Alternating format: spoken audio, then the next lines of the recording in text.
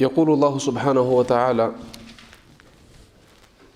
بعد أعوذ بالله من الشيطان الرجيم بسم الله الرحمن الرحيم اقرأ باسم ربك الذي خلق خلق الإنسان من علق اقرأ وربك الأكرم الذي علم بالقلم علم الإنسان ما لم يعلم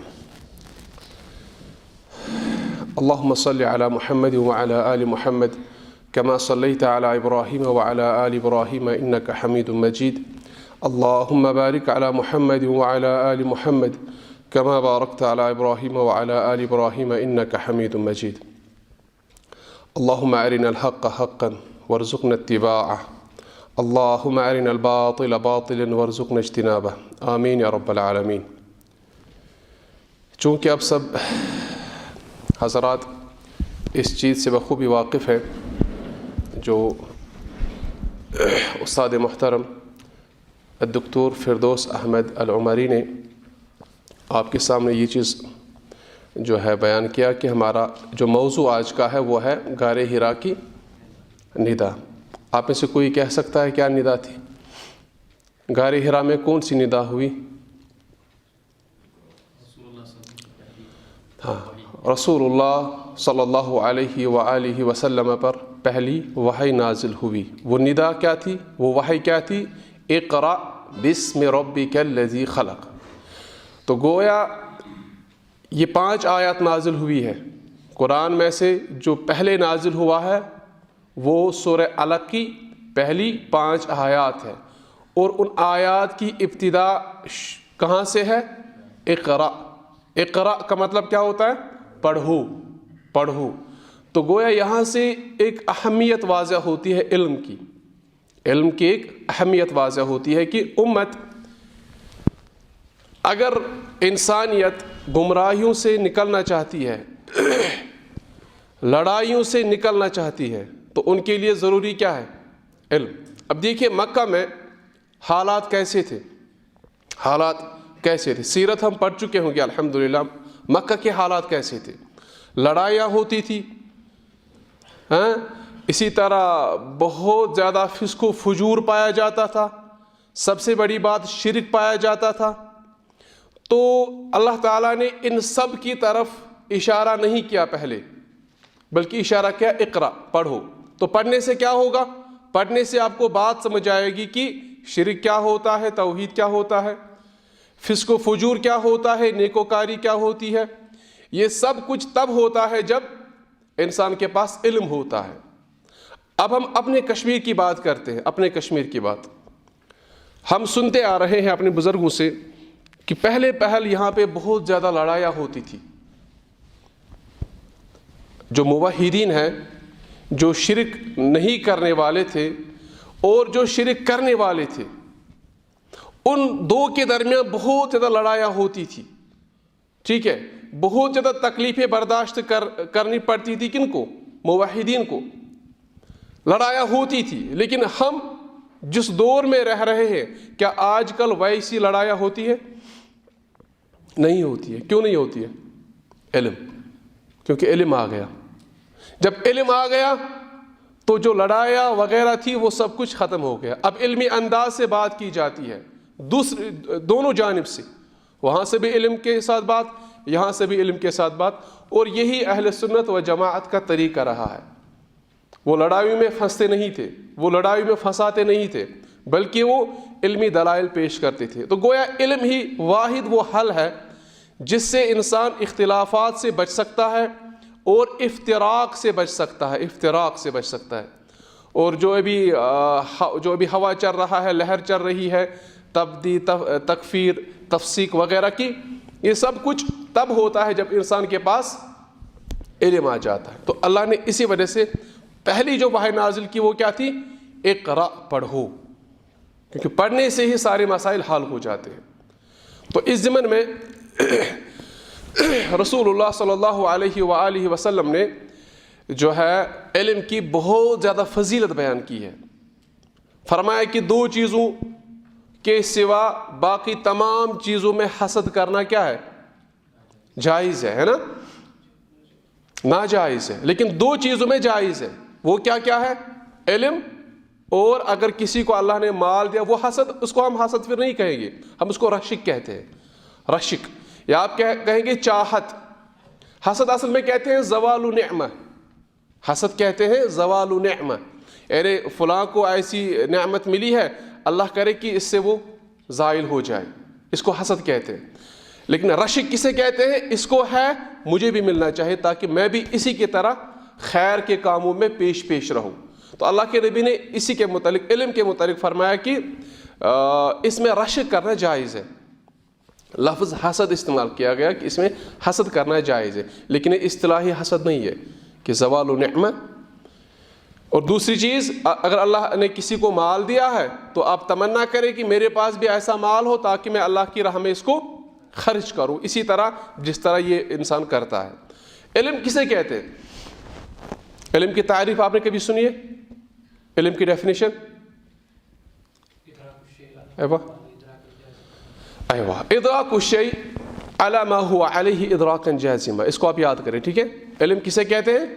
ادراک الشیء، کسی چیز کا،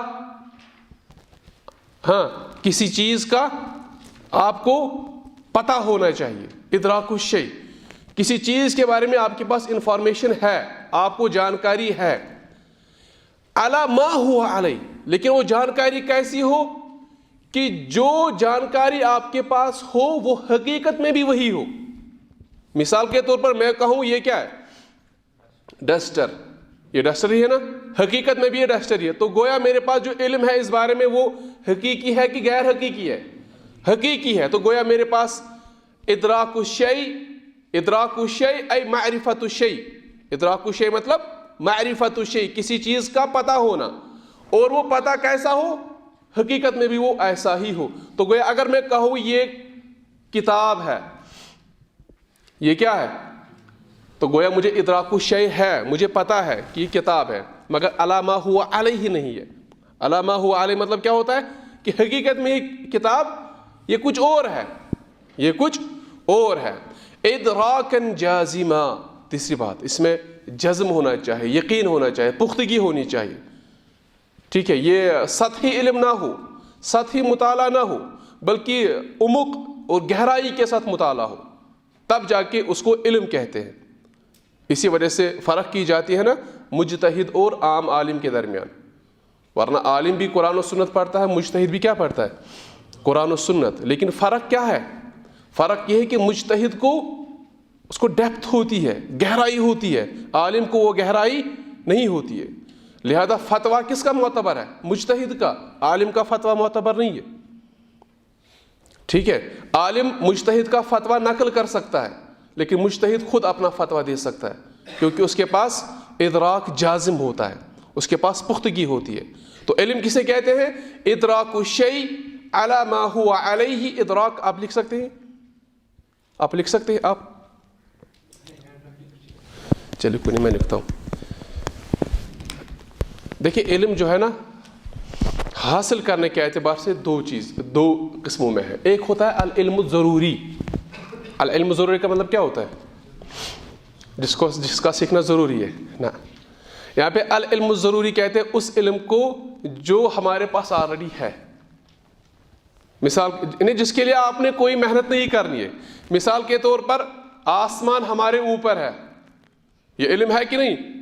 لیکن یہ علم ضروری ہے۔ ضروری مطلب یہ ہمیں آلریڈی پتہ ہے، اس کے لیے ہمیں تحقیق پڑھنے کی ضرورت نہیں ہے، زمین ہمارے نیچے ہے، ٹھیک ہے؟ تو اس کے لیے پڑھنے کی ضرورت، اس کو کہتے ہیں العلم الضروری۔ دوسرا علم جس کے لیے آپ آئے ہیں، ہم آئے ہیں، سب صبح نکلتے ہیں، آج سردیوں کے دنوں میں نکلتے ہیں، وہ ہے العلم النظری۔ العلم النظری، جس میں نظر لگانے کی ضرورت ہوتی ہے، جس میں پڑھنے کی ضرورت ہوتی ہے، نکلنے کی ضرورت ہوتی ہے، اس کو کہتے ہیں العلم النظری۔ پھر اس کی دو قسمیں ہیں، ایک تو ہے واجب، فرض عین ہر ایک مسلمان پر، مثال کے طور پر نماز فرض عین ہے کہ نہیں؟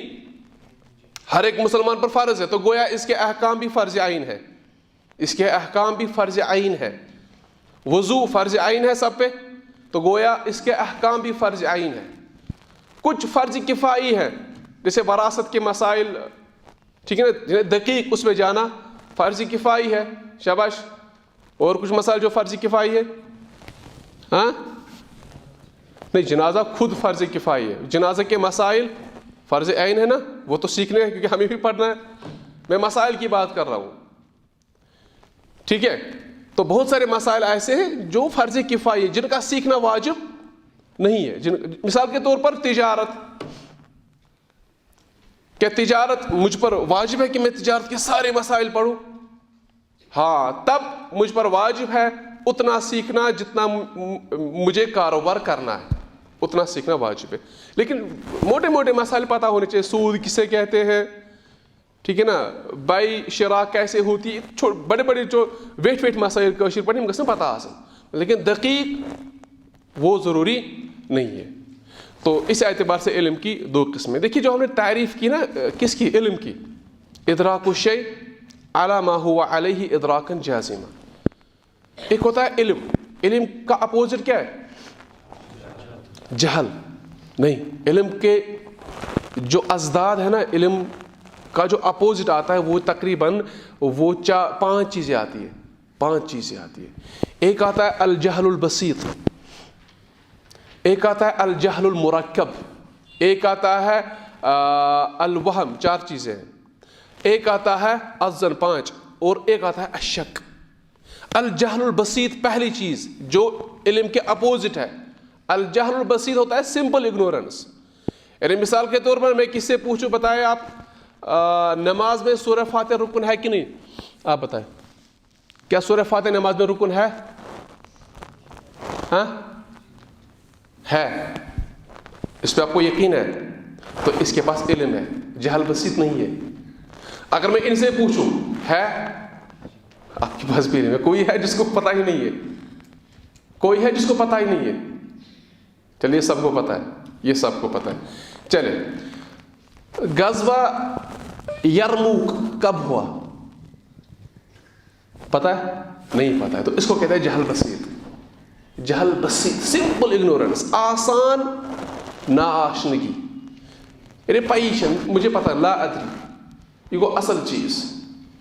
ایسے انسان کو سکھانا بہت آسان ہوتا ہے جو بلینک ڈسک ہو, اس میں جو آپ بھرے وہ ایکسیپٹ کرے گا. چیزیں کہ انسان ایسا ہو جو کہے گا ہاں مجھے پتہ ہے, جو اس کو پتہ ہوگا وہ امر واقع کے خلاف ہوگا, اس کو سمجھانا بہت, اس کو کہتے ہیں جہل مرکب, کمپاؤنڈ اگنورنس. جہل وہ خطرناک ہوتا ہے. اور امت میں یہی مصیبت ہے اس وقت. امت کے اندر جو مصیبت ہے نا وہ جہل مرکب کی مصیبت ہے. اگر جہل بسیط آسیا نا تیل اس مسئلے کا بلینک ڈسک چا بروس کیا بروس, توحید بروس یہ روز توحیدی, شرک بروس یہ روز شرکی. لیکن مسئلہ ہے کہ ہمارے ہاں جو مسلمان ہیں اکثر وہ جہل مرکب کے شکار ہوئے ہیں. ان کو کہا جاتا ہے غزوہ بدر کب ہوا, وہ کہتے ہیں شاباش, کب کہتے ہیں غزوہ بدر کب ہوا, پہلی ہجری یا دوسری ہجری؟ 2.5 ہجری, 2 ہجری میں ہوا. وہ کہتے ہیں 3 ہجری میں ہوا. ٹھیک ہے, نہیں ہم کہتے نہیں 2 ہجری میں ہوا. وہ لڑائی کرتا ہے, نہیں 3 ہجری, وہ لڑائی کرتا ہے اس پر. کیوں؟ کیونکہ اس کے پاس آلریڈی علم ہے, لیکن وہ علم کیا ہے, وہ امر واقع کے خلاف ہے. اس کو وہ جہل مرکب کا شکار ہوا, وہ جہل مرکب کا شکار ہوا. اسی وجہ سے آپ نے سنا ہوگا شاید ایک امام گزرے ہیں, نحوی امام, جو عربی لغت کے ساتھ بہت زیادہ, بلکہ کچھ علماء کہتے ہیں کہ جو فادر آف نحو ہے نا وہ یہی ہے, خلیل بن احمد الفراہیدی رحمہ اللہ. بہت بڑے عظیم جو ہے نحوی گزرے ہیں. انہوں نے کہا ہے کہ انسان کی 4 قسمیں ہیں. کہتے ہیں کہ رجل یدری انہ یدری فذلک العالم فاسألوا. ایک انسان وہ ہوتا ہے جس کو پتا ہے, اور اس کو پتا ہے اس کو پتا ہے. رجل یدری ویدری انہ یدری, انسان کو پتا ہے, وہ اس کو علم ہے, اور اس کو یہ بھی علم ہے کہ اس کو علم ہے. تو کہتے ہیں کہ وہ عالم ہوتا ہے, اسی سے پوچھا کرے مسائل, اسی سے مسائل پوچھا کرے. یہ ایک ہے. دوسری قسم وَرَجُلٌ يَدْرِي وَلَا يَدْرِي أَنَّهُ يَدْرِي. دوسرا انسان کون ہے, انسان کو پتا ہے لیکن اس کو پتا ہی نہیں کہ اس کو پتا ہے. انسان کو پتا ہے لیکن اس کو پتا ہی نہیں ہے کہ اس کو پتا ہے. کہتے ہیں کہ فَذَلِكَ النَّاسِ فَذَكِّرُوا، تو گویا تم چکمت مشت وہ بولنے والا ہے، اس کو یاد دلایا کرو، اس کو یاد دلایا کرو. کوئی یہ چن جو تھا خطرناک کیا. تریم وَرَجُلٌ لَا يَدْرِي، بیاکھ نفر چھُ أمِس چھُنہٕ پَیی. وَيَدْرِي أَنَّهُ لَا يَدْرِي، اور تٔمِس چھِ یہِ تہِ پتہ تٔمِس چھَنہٕ پَیی. فَذَلِكَ الْجَاهِلُ فَعَلِّمُوا، تو یہ جاہل ہے، اس کو سکھاؤ. اچھا کون سا جہل ہے اس میں؟ اس میں جہل بسیط ہے، کیونکہ اس کو نہیں پتا ہے اور اس کو یہ بھی پتا ہے کہ اس کو نہیں پتا ہے. تو گویا یہ سمپل اگنورنس کا شکار ہوا ہے، اس کو سکھانا آسان ہے، یہ جہل بسیط کا شکار ہوا ہے. تو کہتے ہیں کہ فَعَلِّمُوهُ، اس کو سکھاؤ، اس کو تعلیم دو. اور چوتھی قسم بڑی خطرناک ہے، وہ یہی ہے جہل مرکب. کہتے ہیں کہ رجل لا يدری ولا يدری انه لا يدری، انسان کو پتا نہیں ہے اور اس کو یہ بھی نہیں پتا ہے کہ اس کو نہیں پتا. انسان سے پتا مگر تمہیں نہیں پائی، تمہیں نہیں پائی. فذلک الاحمق، احمق کوشر ورڈ ہے. بہت سارے ورڈز ایسے ہیں جو ہم کشمیری میں استعمال کرتے ہیں لیکن ان کی اصل عربی ہے. آپ نے اس کا تجربہ کیا ہے؟ مجھے بہت زیادہ تجربہ ہوا ہے. میں نے تقریباً کچھ ورڈز 500-600 ورڈز میں نے جمع بھی کیے ہیں الحمدللہ. 500-600 ورڈز میں نے جمع کیے ہیں ایسے جن کو ہم کشمیری میں استعمال کرتے ہیں لیکن اصل میں وہ عربی کے ہیں. مثال کے طور پر ہم کہتے ہیں نا موکلدر، آپ نے کبھی سنا ہے موکلدر؟ کسے کہتے ہیں موکلدر؟ موکلدر آپ نے نہیں سنا؟ آپ نے سنا ہوگا موکلدر، انہیں گرنا سنا گرنا موکلدر. یہ عربی ورڈ ہے. موکل الدار، موکل حفاظت کرنے والا، الدار یعنی بیت گھر. تو گویا کچھ ورڈز ایسے جو ہم عربی چھو سخ، عربی اتنا ایزی ہے کہ ہم خود عربی بول رہے ہوتے ہیں لیکن ہمیں پتہ ہی نہیں ہے. تو ہم کون سے ہیں؟ نحن رجال ندری ولا ندری اننا ندری فنحن ایش، تو ہم کیا ہیں؟ تو ہم ناسی ہیں، ہم بھول چکے ہیں، ہمیں کوئی یاد دلائے. تو بہرحال چوتھی قسم کیا تھی کہ انسان نہیں جانتا ہے اور وہ یہ بھی نہیں جانتا کہ وہ نہیں جانتا ہے. فذالک الاحمق، وہ احمق ہے، بے وقوف ہے. فاجتنبوہ، اس سے کیا کرے؟ اجتناب کرے، اس سے بچے آپ. تو گویا ہم یہاں پہ آئے ہیں، ہم کیا بننے آئے ہیں؟ کہیں ایسا نہ ہو کہ ہم جہل بسیط کے شکار ہو جائے، جہل مرکب کے شکار ہو جائے. اچھا کبھی ایسا نہ ہو کہ ہم ظن کے شکار ہو جائے. ظن، گمان، میں چھو باسان یت پٹھن چھو، میں بھی یت ہیکو استن، میں بھی یت ہیکو استن. ایسا نہیں ہونا چاہیے. ہاں کچھ مسائل ایسے ہیں، کچھ مسائل ایسے ہوتے ہیں جن میں ایسا گمان ہو سکتا ہے، لیکن اکثر مسائل میں طالب علم کو ایسا نہیں ہونا چاہیے. طالب علم میں اکثر مسائل وہ پختگی کے ساتھ اس نے جو ہے اس کو لینی چاہیے. وہ ظن کا شکار، شک کا شکار نہ ہو. شک سے کہتے ہیں، شک مطلب ہوتا ہے 50-50، یعنی یہ چھو ڈسٹر، میں چھو 50% یقین چھو ڈسٹر مگر 50% چھو شک. تو اس کو بھی علم. آپ نے سنا ہے کشمیری میں لوگ کہتے ہیں جب اس کو کہا جاتا ہے نا کہ یہ کیسا ہے، تو جناب میں چھو پورا شک ہے اس پر ہم نشنو صحیح انسان کیا. پورا شک مطلب یقین چھو سنے. تو گویا وہ اچھا انسان ہے کیونکہ اس کو یقین، اس کو شک ہے اس پر یقین. اور وہ بھی کتنا شک؟ 100% شک، 100% شک. اس میں علم کا نام ہی نہیں ہے. ٹھیک ہے. تو ہمیں چاہیے کہ ہم علم کے ساتھ جو ہے پختگی حاصل کریں. ایسا نہ ہو کہ ہم، اب دیکھیں بہت سارے لوگ ایسے ہوتے ہیں کہ جو کہتے ہیں کہ ہمیں عالم کی ضرورت نہیں، استاد کی ضرورت نہیں، کتاب کی ضرورت نہیں، بس نیٹ کافی ہے، نیٹ انٹرنیٹ کافی ہے، بس ہمیں وہاں سے مسائل کا حل ملتا ہے تو وہ کافی ہے. تو ایسے انسانوں سے بچیے، ایسے انسانوں سے بچے اور خود کو بھی بچائیے ایسی صفات سے. انما العلم بالتعلم، علم آتا ہے سیکھنے سے، استاد کے پاس جانے سے. تو پہلی بات یہ تھی کہ علم کی تعریف کسی کو یاد ہو گئی؟ علم کی تعریف کسی کو یاد ہوگی؟ اچھا پڑھ کے کوئی بتائے.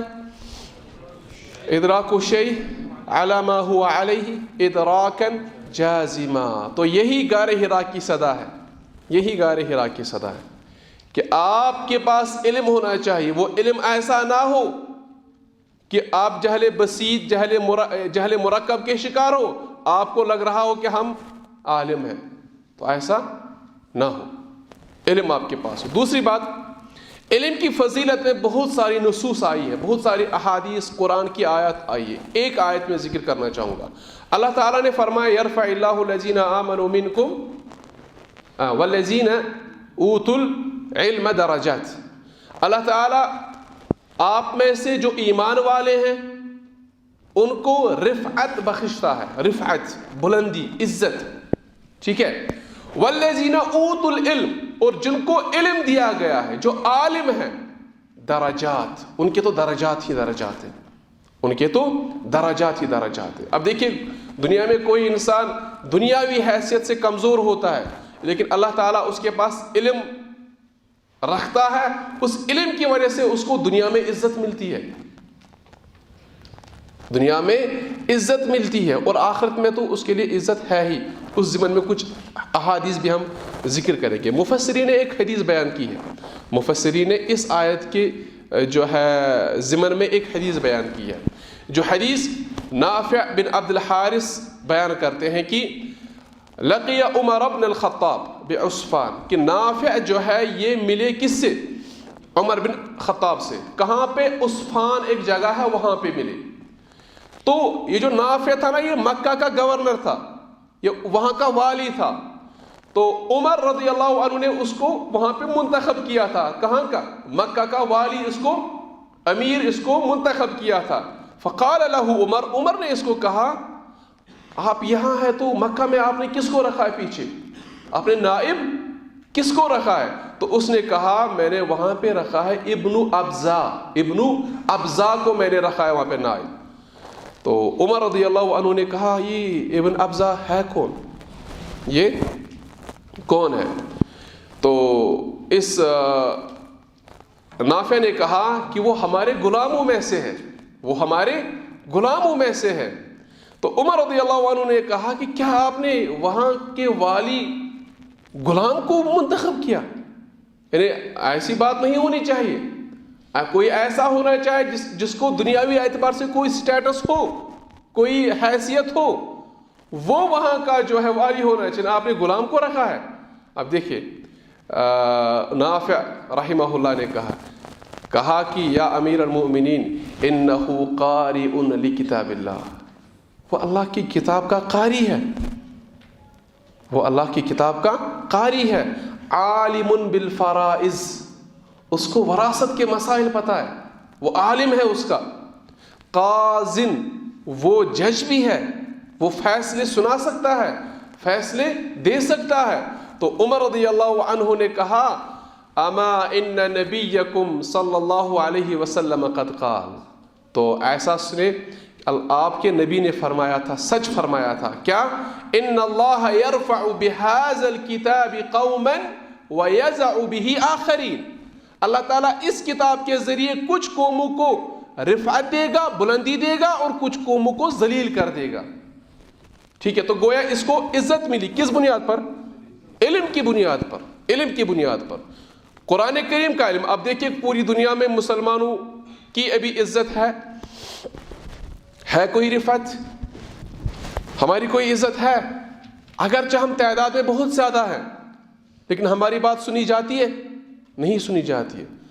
بلکہ میں کہتا ہوں کہ اگر یہ اتنے ملک 50 سے زیادہ ممالک ہیں ہمارے، اگر یہ صرف ایک قدم اٹھائیں گے دشمن کی طرف، دشمن اپنی موت خود مرے گا، اس کو پھر مارنے، صرف ایک قدم اگر نکالیں گے، صرف ایک قدم، لیکن وہ ہونا چاہیے بالکل مسلمانوں کے حق میں اور قرآن و سنت کے مطابق، ورنہ ہم نکالتے ہیں، ہم 10 20 100 قدم نکالتے ہیں، لیکن کیسے یژان سون کیسے نہیں یژان سون کیازِ؟ کیوں؟ کیونکہ عمر رضی اللہ عنہ نے کہا کہ اللہ کے نبی نے فرمایا کہ وَيَزَعُ بِهِ آخَرِينَ، اسی قرآن کے ذریعے سے کچھ قوموں کو پست کرے گا، ان کا کوئی حیثیت ہی نہیں ہوگی۔ آپ نے احادیث بھی سنی ہوگی، اس کی طرف ہم ابھی نہیں جائیں گے۔ تو گویا جب ہم نے قرآن کو چھوڑا تو ذلت ہی ذلت ملی۔ اللہ کے نبی صلی اللہ علیہ وسلم نے فرمایا فضل العالم علی العابد کفضل القمر لیلۃ البدر علی سائر الکواکب۔ عالم کی فضیلت ایک عابد پر، عابد کسے کہتے ہیں؟ عبادت گزار پر، ایسی ہے جیسے کہ 14ویں چاند کی ہوتی ہے تمام ستاروں پر۔ اب آفتاب کیوں نہیں کہا گیا؟ شمس کیوں نہیں کہا گیا؟ زون ہے جوان زیادہ گاش کن آفتاب، لیکن یہاں پہ کیا کہا گیا؟ چاند۔ کیوں؟ ہاں بہت ساری توضیحات ہے۔ ایک توضیح یہ بھی ہے کہ آفتاب اس کو بنا وشنی، آفتاب اس کو بنا وشنی، لیکن عالم ایسا ہوتا ہے جس کی طرف آرام سے ہم دیکھ سکتے ہیں، پہلی بات۔ دوسری بات، آفتاب دن میں نکلتا ہے لیکن چاند کب نکلتا ہے؟ اندھیروں میں۔ تو طالب علم جو ہوتا ہے، طالب علم جو عالم ہوتا ہے، یہ اندھیروں میں لوگوں کی رہنمائی کرتا ہے، اندھیروں سے لوگوں کو نکالتا ہے، تو یہ عالم کی فضیلت ہے۔ اسی وجہ سے قمر کی طرف اشارہ کیا گیا۔ تو قمر کا کام یہ ہے کہ جب اندھیرا ہو تو لوگوں کو روشنی دکھائے، اور عالم کا کام یہ ہے کہ جب اندھیرا ہو جائے، جہالت ہو جائے، فسق و فجور عام ہو جائے، شرک عام ہو جائے، ان حالات میں عالم کا کام یہ ہے کہ وہ ان اندھیروں سے لوگوں کو نکالے۔ تو گویا یہ کون سا کام کر رہا ہے؟ جو 14ویں کا چاند کر رہا ہے۔ تو ماشاءاللہ بہت زبردست حدیث ہے۔ رسول اللہ صلی اللہ علیہ وآلہ وسلم نے ایک اور حدیث بیان کی، فرمایا کہ یجمع اللہ تعالی العلماء۔ اب دیکھیے غار حرا کی صدا ہے نا، علم کی ہی بات ہو رہی ہے، کیونکہ علم ہی ایسا ہتھیار ہے جو ہمیں جہالت سے بچا سکتا ہے، لڑائیوں سے بچا سکتا ہے۔ فرمایا کہ اللہ تعالیٰ قیامت کے دن علماء کو جمع کرے گا، پھر ان سے پوچھے گا کہ اے علماء کی جماعت، جو میں نے علم رکھا تھا، میں نے جو علم دیا تھا آپ کو، وہ اس بنیاد پہ دیا تھا کہ مجھے پتا تھا کہ آپ علم کے حقدار ہو۔ ٹھیک ہے، تو اللہ سے دعا ہے کہ اللہ ہمیں بھی اس کا حقدار بنائے۔ اور جو میں نے علم آپ کو دیا تھا وہ اس لیے نہیں دیا تھا کہ میں آج آپ کو عذاب دوں، نہیں، اذهبوا فقد غفرت لكم، جاؤ میں نے آپ کی مغفرت کر دی ہے، میں نے آپ کو بخش دیا ہے۔ تو گویا علم کا حصول یہ مغفرت کا باعث ہے، مغفرت کا۔ اللہ کی رحمت بہت وسیع ہے۔ گناہ ہوتے ہیں، کس سے نہیں ہوتے ہیں گناہ؟ ہم سب سے گناہ ہوتے ہیں، لیکن اللہ کی رحمت پہ بھروسہ رکھیں۔ طالب علم سے بھی گناہ ہو سکتے ہیں، لیکن توبہ اور اللہ کی طرف رجوع، اس میں آپ کبھی نا امید نہ ہو جائیں، کیونکہ ہم اللہ کی راہ میں نکل رہے ہیں، تو انشاءاللہ اللہ تعالی ہمیں مغفرت کریں گے۔ رسول اللہ صلی اللہ علیہ وآلہ وسلم نے ایک اور حدیث بیان کی، فرمایا من جاءہ الموت، جس کو موت آ جائے اس حالت میں کہ وہ علم حاصل کر رہا ہو۔ علم کیوں حاصل کر رہا ہو؟ تاکہ اسلام کو زندہ رکھا جائے، کیونکہ علم سے ہی اسلام زندہ رہتا ہے۔ تو کہا جاتا ہے کہ فَبَيْنَهُ وَبَيْنَ النَّبِيِّينَ درجہ، اس کے درمیان اور نبیوں کے درمیان بس ایک درجہ ہے، بس، یعنی وہ نبیوں کے نزدیک ہی ہے، وہ نبیوں کے نزدیک ہی ہے۔ تو گویا علم کی فضیلت۔ اب دیکھیے آج سردیوں میں صبح نکلنا، اللہ کے نبی صلی اللہ علیہ وسلم نے فرمایا کہ جس کو موت آ جائے اس حال میں کہ وہ علم حاصل کر رہا ہو تاکہ اسلام کو زندہ رکھے، تو اس کے اور نبیوں کے درمیان بس ایک درجے کا فاصلہ ہے۔ یہ اس کی فضیلت ہے، ٹھیک ہے۔ اب دیکھیے آج ہم سردیوں میں نکلتے ہیں، کتنی سختی برداشت کرنی پڑتی ہے، استادوں کو بھی اور شاگردوں کو بھی بہت زیادہ تکالیف برداشت کرنی پڑتی ہے۔ کیوں؟ ہم کیوں نکلتے ہیں؟ نیت کیا ہوتی ہے؟ بکر ابو زید نے کہا ہے نا کہ علم میں نیت یہ ہوتی ہے کہ رفع الجہل عن نفسہ ثم عن غیرہ، او کما قال، کہ علم کا مقصد یہ ہوتا ہے کہ خود سے اگنورنس کو دور کیا جائے اور اس کے بعد لوگوں سے جہالت کو دور کیا جائے. تو اسی لیے ہم نکلتے ہیں گھر سے. تو اس نکلنے کے دوران اگر موت آ جائے تو اللہ کے نبی صلی اللہ علیہ وسلم نے ہمارے لیے یہ فضیلت بیان کی ہے. ٹھیک ہے. اللہ تعالیٰ کا فرمان ہے قُلْ هَلْ يَسْتَوِي الَّذِينَ يَعْلَمُونَ وَالَّذِينَ لَا يَعْلَمُونَ. کیا جاننے والے اور نہ جاننے والے برابر ہو سکتے ہیں؟ ہو سکتے ہیں؟ جو جمائی لے رہے ہیں وہ بتائیں. ہو سکتے ہیں؟ جمائی کون لے رہے ہیں؟ جو لے رہا تھا وہی جواب دے. ہو سکتا ہے؟ نہیں ہو سکتے. یہ استفہام انکاری ہے. استفہام انکاری کا مطلب ہوتا ہے کوشچن کیا جاتا ہے لیکن کوشچن میں ہی انکار ہوتا ہے. انما یتذکر اولو الالباب. ابن القیم نے کہا ہے کہ اللہ تعالیٰ نے کچھ چیزوں کے درمیان تسویت یعنی برابری کی نفی کی ہے. ان کو نگیٹ کیا ہے کہ یہ برابر نہیں ہو سکتے. قرآن میں وہ 10 چیزیں ہیں. کہا کہ خبیث اور طیب برابر نہیں ہو سکتے. قرآن نے کہا اعمیٰ اور بصیر برابر نہیں ہو سکتے. نور اور ظلمت برابر نہیں ہو سکتے. ظل سایہ اور گرمی برابر نہیں ہو سکتے. جنتی اور جہنمی برابر نہیں ہو سکتے. وہ انسان جو گونگا ہو دعوت نہ دیتا ہو اور وہ انسان جو دعوت دیتا ہو اللہ کی طرف وہ دو برابر نہیں ہو سکتے. مومن اور کافر برابر نہیں ہو سکتا ہے. ایمان اور عمل صالح کرنے والا اور فساد برپا کرنے والا یہ برابر نہیں ہو سکتے. متقین اور فجار برابر نہیں ہو سکتے. یہ 9 ہے. اور 10واں کہا گیا عالم اور غیر عالم برابر نہیں ہو سکتے. ابن القیم چھُ ونان زِ ییٚلہِ ہسا أسۍ غور چھِ کران یِم سٲری چیٖز ہسا چھِ لوٹان عٲلمَس کُنٕے. عامہ تہٕ بصیٖر ہیٚکہِ نہٕ برابر گٔژھتھٕے. بصیٖر کُس آسہِ؟ عٲلم. بصیٖر آسہِ عٲلم. نوٗر تہٕ ظُلمت ہیٚکہِ نہٕ برابر گٔژھتھٕے. نوٗر کُس چھُ؟ عٲلم. سایہِ تہٕ گرمی ہٕنٛز شِدت تہٕ تٔپِش ہیٚکن نہٕ برابر گٔژھتھٕے. سایہِ کُس چھُ؟ عٲلم. جنتی تہٕ جہنمی ہیٚکن نہٕ برابر گٔژھتھٕے. جنتی کُس چھُ؟ عالم. ایک تو وہ عالم ہے جس کے بارے میں کہا گیا کہ جہنم کو اس سے بھڑکایا جائے گا. ٹھیک ہے. وہ سارے عالم نہیں ہوں گے, وہ کچھ عالم ہوں گے. اچھا, اسی طرح جو اللہ کی طرف دعوت دیتا ہو وہ کون ہے؟ عالم ہے.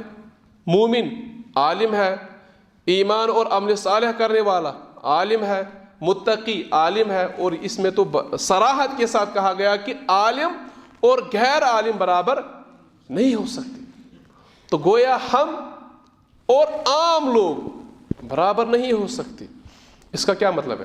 کیا اب ہمیں اپنی فوقیت ظاہر کرنی ہے اس انداز سے کہ ہم کہیں کہ تو کیا شو ہے تو چھوٹ ہے نشن ہم عالم ہیں؟ کیا یہ معنی ہے؟ یہ معنی ہرگز نہیں ہے. یہ معنی ہے کہ آپ کے درمیان اور ان کے درمیان فرق ہونا چاہیے. کس اعتبار سے؟ کہ آپ کا عمل زیادہ ہو ان سے, آپ کا کردار ان سے زیادہ پاک ہو, آپ کے اخلاق ان سے زیادہ اچھے ہو. یہ مراد ہے کہ عالم اور غیر عالم برابر نہیں ہو سکتے. ورنہ ایسی بات نہیں ہے کہ کوئی طالب علم یا کوئی عالم نہیں ہے اور کوئی عالم ہے, ان دو کے درمیان یہ عالم جو ہے تکبر کا شکار ہو جائے, کہے کہ اللہ نے کہا کہ برابر نہیں ہو سکتے لہذا تجھ کو میں برابر کیا, آپ کچھ نہیں ہو میں سب کچھ ہوں. تو یہ معنی ہرگز بھی نہیں ہے. تو عالم کو اپنا وقار جو ہے وہ ذہن میں رکھنا چاہیے. اللہ تعالیٰ نے فرمایا شہید اللہ انہ لا الہ الا ہو. اللہ تعالیٰ نے گواہی دی ہے کہ اللہ کے سوا کوئی معبود نہیں ہے. والملائکہ, اور فرشتوں نے جو ہے گواہی دی ہے. واولو العلم, اور اہل علم نے بھی گواہی دی ہے کہ اللہ کے سوا کوئی معبود. تو اس ضمن میں 2-3 باتیں ہیں. پہلی بات یہ ہے کہ اللہ تعالیٰ نے جہاں اپنا ذکر کیا, فرشتوں کا ذکر کیا, وہاں پہ اس کے ساتھ ساتھ اہل علم کا ذکر کیا. تو گویا علم کی فضیلت اجاگر ہوتی ہے. بات سمجھ آ رہی ہے؟ دوسری بات یہ معلوم ہوتی ہے کہ عالم کا پہلا کام کیا ہو, بتائیں؟ توحید. توحید یہ پہلا کام ہونا چاہیے عالم کا. خود بھی توحید کو اپنائے اور لوگوں کو بھی دعوت دے کہ توحید کی طرف. جب وہ سنت کی طرف بلا رہا ہو, جب وہ اخلاق کی طرف بلا رہا ہو, تو اس میں توحید جو ہے سر فہرست ہو. سب کچھ وہ توحید کی بنیاد پر کہہ رہا ہو. ایسا نہ ہو کہ توحید کو بالائے طاق رکھ کر وہ اخلاق, نماز وغیرہ ان سب کی طرف دعوت دے رہا ہو. تو ایسا نہیں ہونا چاہیے, بلکہ پہلی جو پریفرنس ہونی چاہیے وہ کیا ہونی چاہیے؟ وہ توحید کی ہونی چاہیے. تو یہ دوسری بات تھی علم کے بارے میں کچھ نصوص. تیسری بات, ہمیں چاہیے, چونکہ ہم عالم نہیں ہیں, ہمیں چاہیے کہ ہم اپنے مسائل کا حل اہل علم سے پوچھیں, اہل علم سے پوچھیں. ٹھیک ہے, ایسا نہ ہو کہ کوئی بھی مسئلہ آ جائے. ہاں اگر پھر ایسی لیول ہو جائے کہ آپ ٹھیک ہے آپ خود جان سکتے ہو صحیح کیا ہے, ضعیف کیا ہے, ٹھیک ہے, راجح کیا ہے, مرجو کیا ہے, افضل کیا ہے, یہ سب چیز آپ کو پتا ہے, پھر آپ انٹرنیٹ وغیرہ سے استفادہ کر سکتے ہیں. لیکن ابھی آپ نے کسی عالم سے, کسی استاد سے پڑھا ہی نہیں ہے. آپ کیا کرتے ہیں, آپ کوئی انگلش میں کوئی ویب سائٹ ہے, اس پہ آپ جاتے ہیں, انگلش میں آپ لٹریچر وغیرہ پڑھتے ہیں, آپ سمجھتے ہیں کہ میں عالم ہوں. حالانکہ یہ عالم نہیں ہے. عالم وہ ہے جس کو عربی پر نظر ہو, کیونکہ دین ہمارا کس میں؟ عربی میں ہے. اب دیکھیے بہت سارے لوگ مرعوب ہوتے ہیں نا, کہ کچھ لوگ انگلش میں بات کر رہے ہوتے ہیں, دین کی بات انگلش میں کر رہے ہوتے ہیں. ہم کہتے ہیں کہ سارے کو بوڑھ علم. کیوں؟ کیونکہ اس کریں انگلش پڑھ کات. ہم انگلش کو طنز نہیں کر رہے ہیں. انگلش الحمدللہ اگر عالم کو آتا ہے تو الحمدللہ بہت اچھی بات ہے.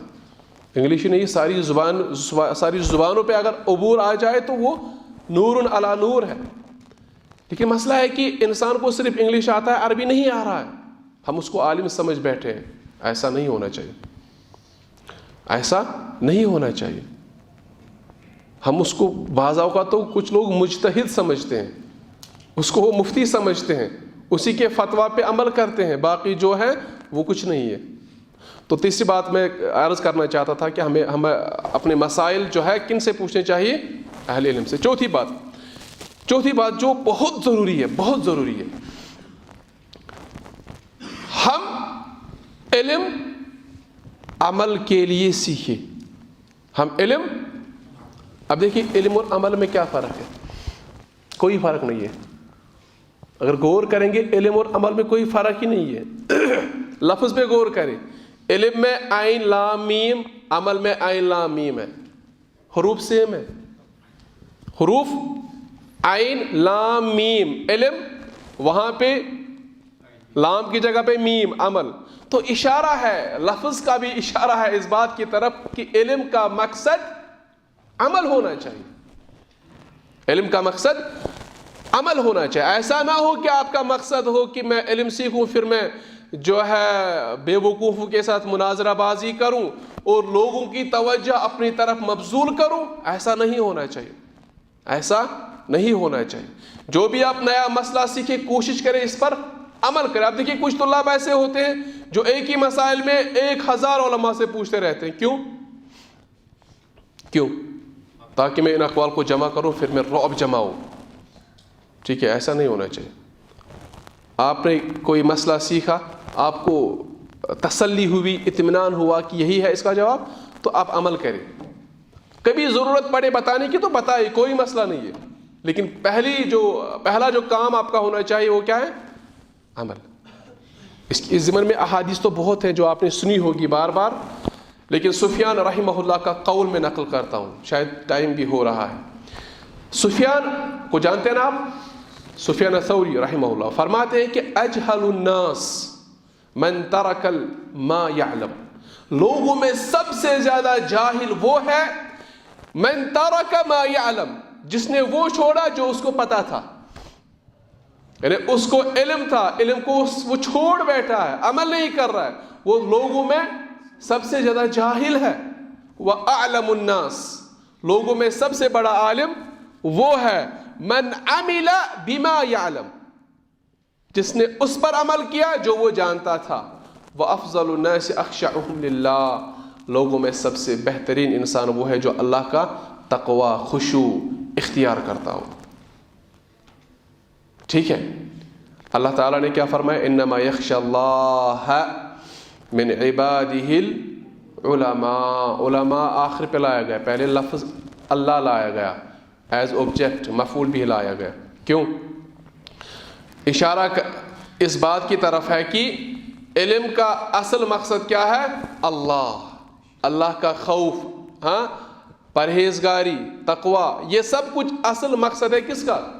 علم کا. تو پہلے نیت یہ ہونی چاہیے، پھر آپ علم سیکھیں، تب جا کے علم آپ کو فائدہ دے گا، ورنہ نہیں. تو میں سمجھتا ہوں اتنا کافی آج کے لیے. فسنکتفی بہذا القدر. سبحانک اللہم اشہد ان لا الہ الا انت استغفرک واتوب الیک. والسلام علیکم ورحمۃ اللہ تعالی وبرکاتہ.